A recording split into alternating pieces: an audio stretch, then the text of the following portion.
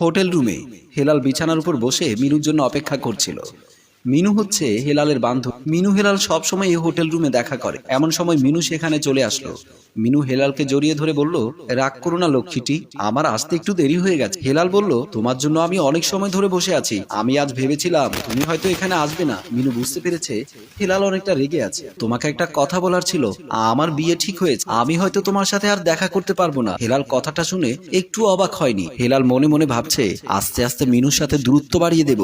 মিনু নিজে থেকে যখন হেলালকে বলে দিয়েছে, তাহলে আর হেলালের কিছু বলার রইল না। তখন হেলাল বলল, বিয়ে ঠিক হয়েছে তাতে কি হয়েছে, তুমি ইচ্ছে করলে তো আমার সাথে দেখা করতে পারবে। মিনু বলল, এটা তুমি ঠিক বলেছো, আমার যখন ইচ্ছে আমি তোমার সাথে দেখা করতে পারবো। মিনু বলল, এখন চলে যাচ্ছি, আবার অন্য কোনো সময় আসবো। এই বলে মিনু বিছানা থেকে উঠে দাঁড়ালো। মিনু বাসর ঘরে বসে যে তার স্বামী শামীমের অপেক্ষা করছে, কখন স্বামী আসবে। এমন সময় দেখতে পেল শামীম না এসে শামীমের ভাবি এসেছে। মিনু ভাবলো হয়তোবা ভাবি আমার কাছে এসেছে, একটু কথাবার্তা বলে তারপর বের হয়ে যাবে। কিন্তু মিনুর ভাবনাটা ভুল ছিল।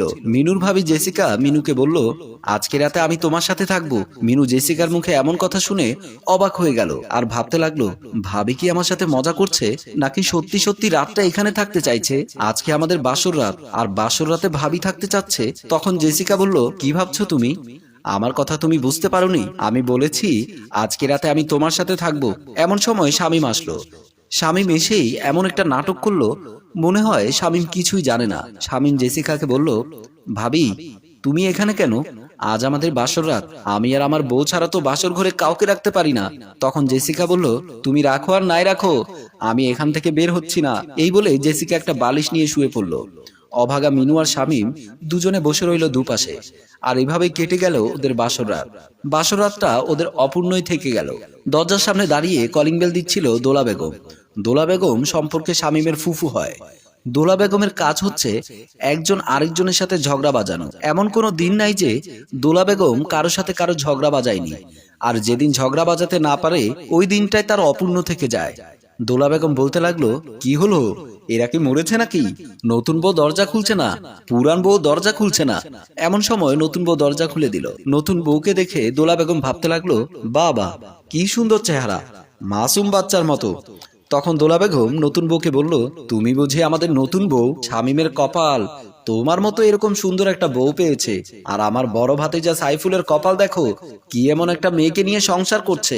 এমন কথাগুলো শুনে মিনু ভাবছে, কে এই মহিলা, বাড়িতে আসতে না আসতে বদনাম শুরু করে দিয়েছে। তখন মিনু বলল, কে আপনি? দোলা বেগম বলল, এই দেখো, আমার পরিচয় দিতে ভুলে গেছি, আমি হচ্ছি তোমার স্বামীর ফুফু। তখন মিনু বলল, আচ্ছা ভেতরে আসেন। তারপর দোলা বেগম ভেতরে গিয়ে বলল, আমি বড় বউয়ের সাথে দেখা করে আসি। এই কথা বলে জেসিকার রুমের দিকে চলে গেল। মিনু ভাবলো, কি আজব, উনি বাড়িতে আসতে না আসতে বদনাম শুরু করে দিয়েছে। দোলা বেগম জেসিকার রুমে ঢুকে পড়ল। জেসিকাকে বলল, কেমন আছিস মা? জেসিকা বলল, ভালো আছি ফুফু, আপনি কেমন আছেন? তারপর দোলা বেগম বলল, তোর দেবর তো বিয়ে করে ফেললো, বউটা যেন আমার কেমন মনে হলো, সুবিধার মনে হলো না। বউটাকে বললাম যে তুই বাড়িতে আছিস কিনা, বলে নাই, আমাকে তো তোমার রুমেও আসতে দিতে চাইছিল না। তারপর জেসিকা বলল, কি বলছেন, ও এখানে আসতে দেবে না কেন? এ কথা বলার পর আবার জেসিকা মনে মনে ভাবছে, ফুফুর তো কথা না লাগলে ভালো লাগে না, আমার মনে হয় এমনই সুযোগ নিচ্ছে। তারপর জেসিকা বলল, ফুফু বাদ দেন এসব, আপনি এতদিন পর এসেছেন, বসুন, আমি আপনার জন্য খাবার নিয়ে আসি। এই বলে জেসিকা রুম থেকে বেরিয়ে আসলো। আর দোলা বেগম ভাবতে লাগলো, আমার কথা মনে হয় বিশ্বাস করলো না। জেসিকা শামীমের দরজা দিয়ে উকি মেরে দেখলো শামীম মিনুকে জড়িয়ে ধরে আছে। এটা দেখার পর জেসিকা সইতে পারছে না। জেসিকা কেমন যেন উল্টো পাল্টা হয়ে গেল। ওখান থেকে ফিরে আসলো জেসিকা। রুমের ভেতর মিনু শামীমকে বলল, বাসর রাতে ভাবি কেন আমাদের সাথে ছিলেন, উনি তো উনার রুমেও থাকতে পারতো, উনার রুম ছেড়ে আমাদের রুমে আসার কারণটা কি ছিল? এই কথাগুলো মিনুর মুখে রাসেল শুনতে পেরে ভাবলো, সবকিছু জেনে গেল নাকি, আমি কি মিনুর কাছে ধরা পড়ে গেলাম নাকি, নাকি অজান্তেই ঢিল ছুটছে মিনু। মিনু যদি সবকিছু জেনে যায় তাহলে তো অনেক সমস্যা হয়ে যাবে। এমন সময় মিনু বলল, কি ভাবছো, তোমাকে কি প্রশ্ন করেছি, তোমাকে যা প্রশ্ন করেছি তার উত্তর দাও। তখন শামীম বলল, ভাবি হয়তো ইচ্ছে করে এখানে ছিল, মজা করার জন্য। মিনু বলল, তোমার ভাবিকে বলে দেবে এইসব মজা আমার একদম পছন্দ না। এই বলে মিনু ঘর থেকে বেরিয়ে আসলো। শামীম ভাবলো, আজকের পর থেকে ভাবির সাথে কথা বলা যাবে না, যতটুকু দূরে থাকা যায় চেষ্টা করতে হবে, নয়তো আমার সংসারটা ভেঙে যাবে। ড্রয়িং রুমে বসে শামীম শামীম টাকার হিসাব করছিল। এমন সময় জেসিকা আসলো। জেসিকা শামীমকে বলল, তোমাকে আমি বলেছি তুমি তোমার বউকে এত আদর করবে না, সব সময় তুমি তোমার বউয়ের কাছ থেকে দূরে দূরে থাকবে। আর তুমি কি করেছো দিন দিন, বউয়ের জন্য পাগল হয়ে গেছো। তখন শামীম বলল, শোনো ভাবি, আজকের পর থেকে তোমার কথা মতো আমি চলতে পারবো না। এখন আমি বিয়ে করেছি, আমাকে আমার মতো থাকতে দাও। এমন কথা শুনে জেসিকা বলল, কি বলছো তুমি? তুমি আমাকে কথা দিয়েছিলে তুমি তোমার বউয়ের সাথে এতটা মিশবে না। এমন সময় মিনু এসে বলল, আমি যেমনটা ভেবেছিলাম তেমনটাই হলো। তোমার সাথে ভাবির অবৈধ সম্পর্ক রয়েছে। ভাবির সাথে যত তোমার অবৈধ সম্পর্ক রয়েছে, তাহলে আমাকে বিয়ে করলে কেন? আমি ভুল করেছিলাম তোমাকে বিয়ে করে।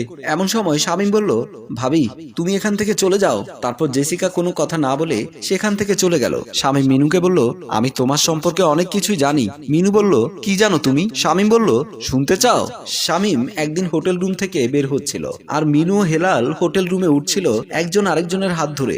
ওঠার সাথে শামীম দেখে ফেলেছিল। এরপর শামীম মিনুকে বলল, আমিও তোমার বিষয়ে সবকিছু জানি।